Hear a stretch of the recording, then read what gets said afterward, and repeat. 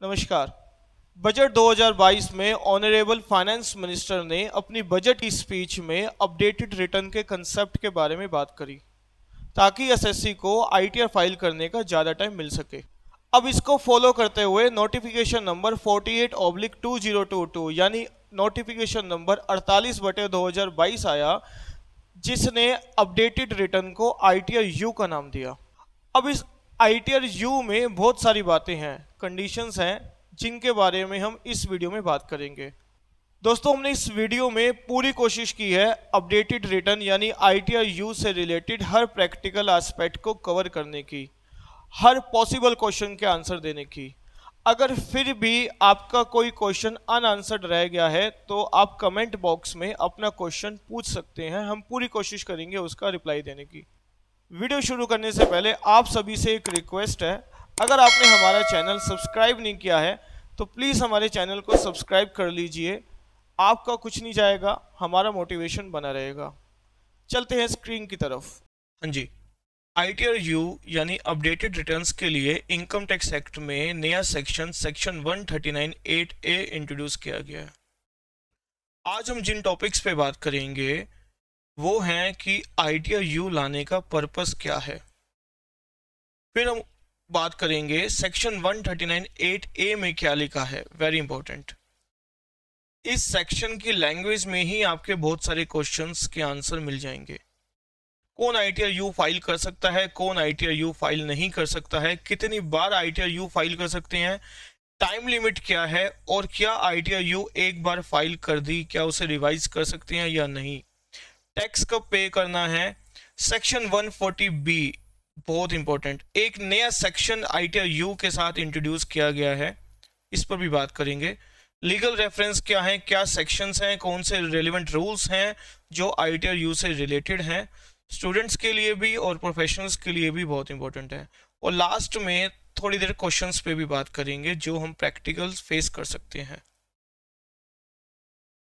Purpose क्या है, purpose ये है ताकि एसएससी को आईटीआर फाइल करने के लिए ज़्यादा से ज़्यादा टाइम मिल सके, उन्हें इंकरेज किया जा सके कि आप अपनी आईटीआर में करेक्ट इनकम दिखाइए।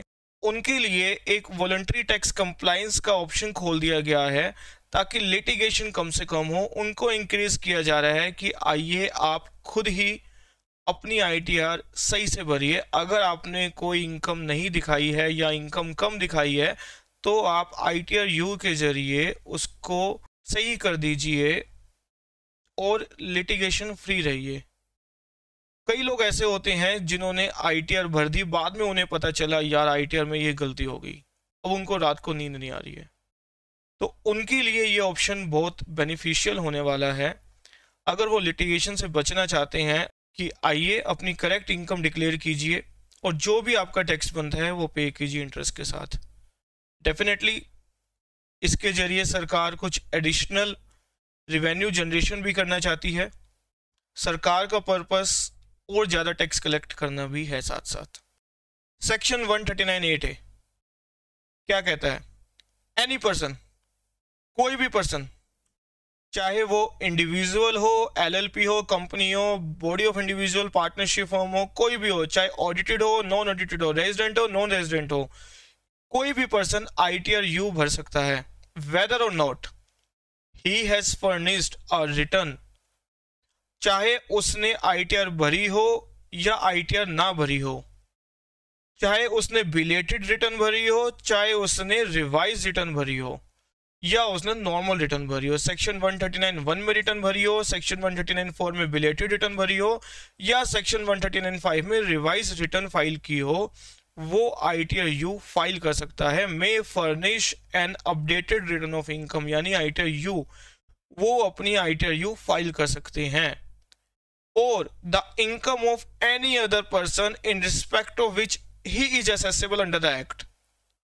ये लाइन का क्या मतलब है, इस लाइन का मतलब ये है कि किसी और की इनकम जिसके लिए आप आईटीआर भर सकते थे लेकिन आपने आईटीआर नहीं भरी। फॉर एग्जाम्पल, मिस्टर ए की डेथ हो गई and mister B is the legal heir, legal representative of mister A.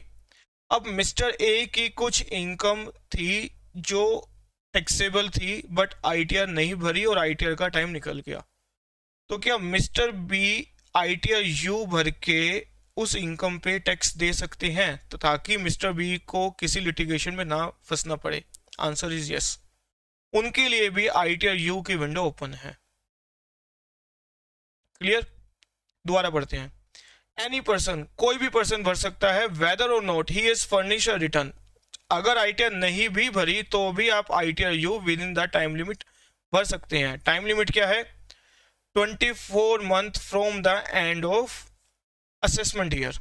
Assessment year से 24 मंथ के अंदर अंदर, यानी असेसमेंट ईयर 20-21 की हम आईटीआर यू कब तक भर सकते हैं? 24 मंथ, यानी 31 मार्च 2023 तक। Okay, and such return shall be furnished in the prescribed form. Prescribed form क्या आ गया है अब? ITR U, and such manner as content. आगे चलते हैं। इस पे हमने बात कर ली कौन फाइल कर सकता है। इंडिविजुअल, एलएलपी, कंपनी, बीओआई, चाहे ऑडिटेड हो या नॉन ऑडिटेड हो, रेजिडेंट हो या नॉन रेजिडेंट हो, कोई भी आईटीआर यू फाइल कर सकता है।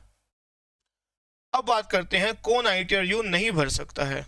बहुत इंपॉर्टेंट, अगर मेरी अपडेटेड रिटर्न लॉस की रिटर्न है। अब इसका क्या मतलब है, आइए समझते हैं। फॉर एग्जाम्पल, मैंने असेसमेंट ईयर 2020-21 की आईटीआर भरी, लेकिन इसमें मेरे एक लॉस था जो मैंने कैरी फॉरवर्ड नहीं किया था, और अब मैं सोच रहा हूं आईटीआर यू भर के इस लॉस को कैरी फॉरवर्ड कर देता हूं। तो ऐसे केस में मैं आईटीआर यू नहीं भर सकता। दूसरा एग्जांपल लेते हैं।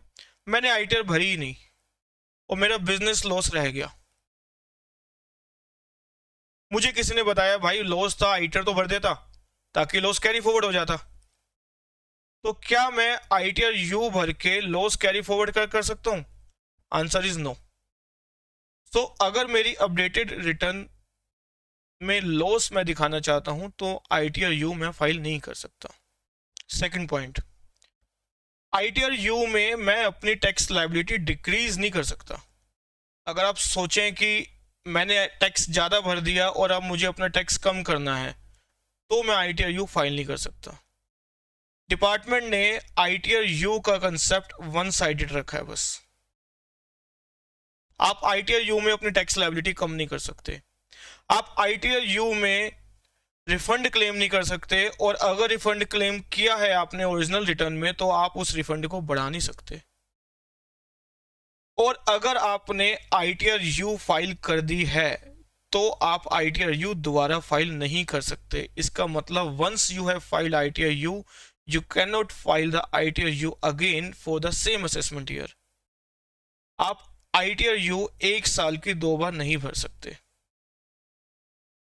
अगर मेरे ऊपर कोई असेसमेंट, रीअसेसमेंट और कोई रिकम्पुटेशन रिवीजन चल रही है, कोई पेंडिंग है, तो भी मैं उस साल की ITR U नहीं भर सकता। एग्जाम्पल के लिए, अगर मुझे सेक्शन 143(2) का नोटिस आया हुआ है तो भी मैं ITR U फाइल नहीं कर सकता। जहां पर डिपार्टमेंट ने सर्च की है, सर्वे किया है, तो भी मैं उस साल की आईटीआर यू नहीं भर सकता। नेक्स्ट पॉइंट क्या है? Where notice has been issued to the effect that any money, bullion, jeweller और any valuable article has been seized, तो भी मैं आईटीआर यू नहीं भर सकता। अगर नोटिस इशू हो चुका है और मेरे बुक्स ऑफ अकाउंट वगैरह सीज हो गए हैं तो भी मैं आईटीआर यू नहीं भर सकता। जिस साल के लिए सर्वे हुआ है, जिस साल के लिए सर्च हुई है, जिस साल के लिए नोटिस इशू हुआ है, मैं उस साल की आईटीआर यू नहीं फाइल कर सकता। अगला पॉइंट क्या बोलता है कि कब मैं आईटीआर यू फाइल नहीं कर सकता? अगर मेरे असेसिंग ऑफिसर के पास कोई ऐसी इंफॉर्मेशन है जो पोमला एक्ट, ब्लैक मनी एक्ट और इम्पोजिशन ऑफ टैक्स और प्रोहिबिशन ऑफ बेनामी प्रॉपर्टी ट्रांजैक्शन एक्ट या smugglers and foreign exchange manipulators act के अंडर है और जो मुझे बता दी गई हैं, तो भी मैं आईटीआर यू फाइल नहीं कर सकता। मैं ये नहीं बोल सकता अच्छा लो मैं इस आईटीआर यू में ये इंफॉर्मेशन डिस्क्लोज कर देता हूँ, आप मेरे ऊपर टैक्स इंटरेस्ट पेनल्टी मत लगाओ। नेक्स्ट पॉइंट ये है, अगर एओ के पास सेक्शन 90 और 90A जो डीटीए की बात करता है उससे रिलेटेड कोई इन्फॉर्मेशन है और एओ ने मुझे बता दी है, तो भी मैं ITR U फाइल नहीं कर सकता कि अच्छा सॉरी गलती हो गई, ये लो मैंने ITR U फाइल कर दी, अब आप मेरे से टैक्स इंटरेस्ट पेनल्टी मत लीजिए, नो, नॉट अलाउड। अगर मेरे ऊपर कोई प्रोसिक्यूशन प्रोसीडिंग्स चल रही हैं चैप्टर 12 के अंदर, तो भी मैं ITR U फाइल नहीं कर सकता। नेक्स्ट पॉइंट में ये बोला गया है कि कोई भी पर्सन जो डिपार्टमेंट बाद में नोटिफाई कर सकता है वो भी ITR U फाइल नहीं कर सकते। ITR U एक असेसमेंट ईयर की कितनी बार भर सकते हैं? The answer is only once. एक असेसमेंट ईयर की मैं ITR U एक बार ही भर सकता हूं। एग्जांपल्स लेते हैं। क्या मैं असेसमेंट ईयर 2021 की ITR U भर सकता हूं? Answer is yes. अब ITR U भरते टाइम भी गलती हो गई, क्या मैं ITR U same assessment year 2021 की दोबारा भर सकता हूं? Answer is no. ITR U एक असेसमेंट ईयर की सिर्फ एक बार भर सकते हैं। दूसरा एग्जांपल लेते हैं। मैं असेसमेंट ईयर 2021 की ITR U भर सकता हूं? Answer is yes. क्या मैं असेसमेंट ईयर 21-22 की दोबारा ITR U भर सकता हूं? Answer is yes. अलग अलग असेसमेंट ईयर की ITR मैं हर साल भर सकता हूं, कहीं मना नहीं है, लेकिन एक असेसमेंट ईयर की अपडेटेड रिटर्न सिर्फ एक ही बार भर सकते हैं। तीसरा एग्जांपल लेते हैं। मैंने असेसमेंट ईयर 2021 की एक रेगुलर ITR भरी सेक्शन 139(1) में, फिर मैंने इसको रिवाइज किया सेक्शन 139(5) में, मतलब पहले नॉर्मल ITR भरी फिर इसको रिवाइज किया, अब फिर गलती रह गई, क्या मैं with in the time limit ITR U भर सकता हूं? Answer is yes. So thumb rule ये है कि एक असेसमेंट ईयर के लिए ITR U अपडेटेड रिटर्न सिर्फ एक बार फाइल हो सकती है। आप एक असेसमेंट ईयर की ITR U दो बार नहीं भर सकते। Time limit for ITR U। ITR U की due date 24 month from the end of relevant assessment year, यानी assessment year 2021 means financial year 19-20 की ITR U मैं 31 मार्च 2023 तक भर सकता हूं। 24 महीने कहां से देखनी है? यहां से, रेलिवेंट असेसमेंट ईयर के एंड से।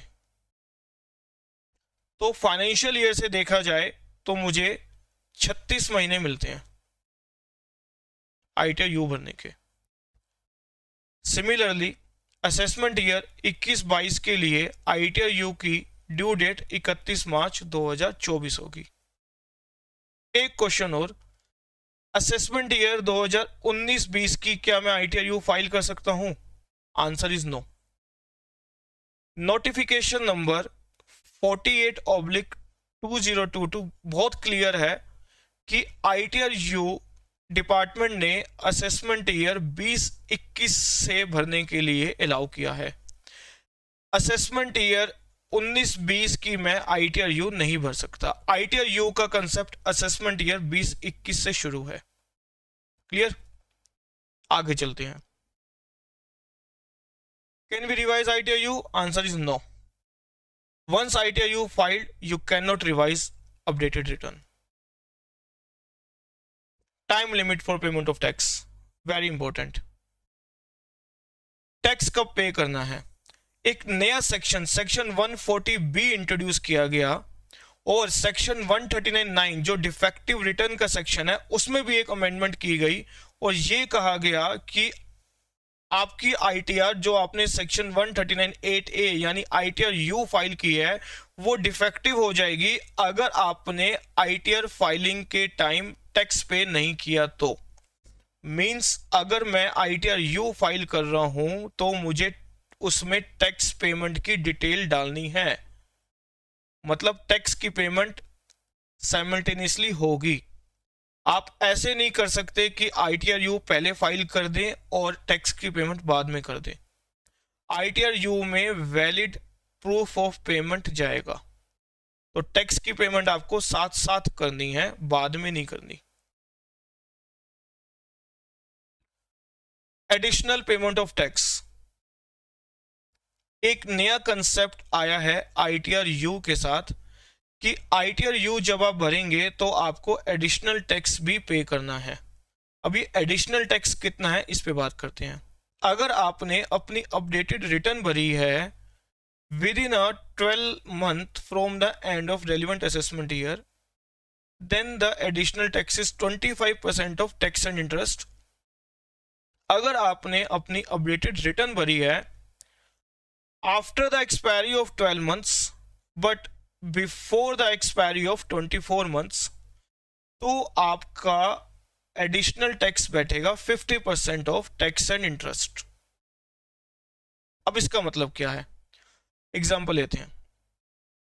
फॉर एग्जाम्पल मैंने असेसमेंट ईयर 2021 की आईटीआर फाइल करी जिसमें मैंने 50,000 टैक्स पे किया। बाद में मुझे पता चला कि मेरा 10,000 रुपये और टैक्स बनता था जो मैंने पे नहीं किया। अब मैं आईटीआर यू फाइल करके उसे पे करना चाहता हूँ। अब इस 10,000 रुपये के ऊपर 1,000 रुपये इंटरेस्ट लग गया सेक्शन 234 ABC का, तो मुझे टोटल कितने पे करने पड़ रहे हैं, 11,000। आईटीआर यू फाइल करने के लिए मुझे सेक्शन 140B में एडिशनल टैक्स भी पे करना पड़ेगा। अभी एडिशनल टैक्स कितना होगा, अगर मैं अपनी आईटीआर यू फाइल कर रहा हूं 12 महीने के अंदर, 12 महीने कहां से, असेसमेंट ईयर के एंड से, यानी असेसमेंट ईयर 2021 के लिए बात करें तो अगर मैं 31 मार्च 2022 तक अपनी आईटीआर यू फाइल कर दूं तो मुझे इसका 25% और जमा कराना है। यानी 10,000 का 25% कितना हुआ, 2500, और 1,000 का 2500, 250 रुपये, तो टोटल 2,750 रुपये। तो मुझे आईटीआर यू फाइल करने के लिए 11,000 एक और 2,750 एक, 13,750 रुपये और पे करने पड़ेंगे अगर मुझे आईटीआर यू फाइल करनी है तो।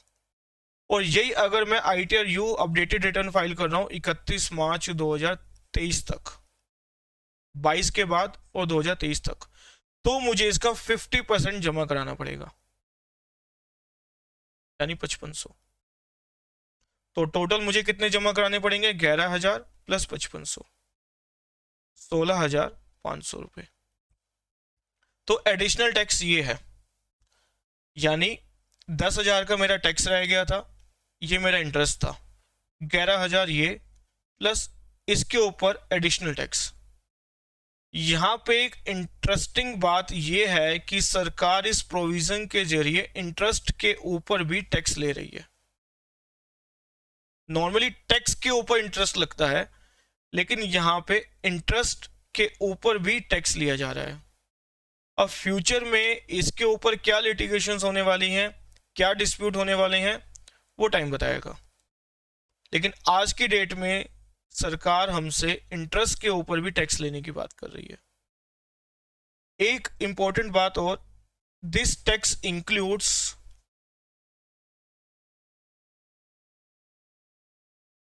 Education cess and surcharge.